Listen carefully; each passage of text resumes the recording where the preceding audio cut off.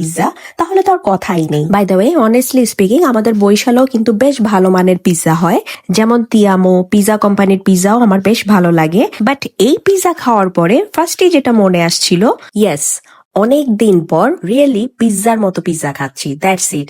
আসলে ওদের ক্রাস্ট বলেন, টপিংস বলেন, সব একদম টপ নচ লেভেলের ছিল, 10 on 10 বলতেই হবে। বাই দ্য ওয়ে, আমরা খেতে খেতে একদম টায়ার্ড হয়ে গিয়েছিলাম। আমরা সেট মেনু অর্ডার করেছিলাম, সেটা আর আমাদের খাওয়ার মতো অবস্থা ছিল না।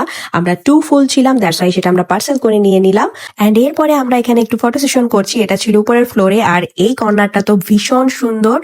আর এখানে এই যে আমি আর আম্মু দুইজনের দিকে তাকিয়ে ছবি তোলা ট্রাই করছিলাম আর কি, বাট আম্মু বারবার হেসে দিচ্ছিল আর কি। আর এই যে দেখেন কে চলে এসেছে, যারা বরিশালের আছেন তারা সবাই ওকে চিনে থাকবেন, আবনি চৌধুরী। ও আমার খুবই প্রিয় একটা ছোট ভাই, ওর সাথে আমার খুব ভালো একটা বন্ডিং। তো আমরা এখানে জাস্ট একটু বই পড়ার পোস্ট দিচ্ছিলাম আর কি, বললাম যে তুমিও আমার ব্লগে থাকো।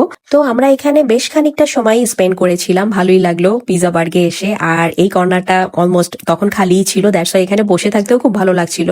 ফার্স্টে যখন এসেছি তখন এই জায়গায় দাঁড়ানোর কোনো অবস্থা ছিল না, আর এখন খালি হওয়াতে বেশ ভালো লাগছিল। সো পিৎজা বার্গে এসে আমার অল ওভার এক্সপিরিয়েন্স একদম ভালোই ছিল। আর অনেকদিন পর যেহেতু মনের মতো পিৎজা খেয়েছি, দ্যাটস ওয়াই তো আরো ভালো লেগেছে। So that's enough for today. দেখা হয়ে যাবে আমার অন্য কোনো ভিডিওতে। সেই পর্যন্ত সবাই ভালো থাকবেন, সুস্থ থাকবেন। আল্লাহ হাফিজ।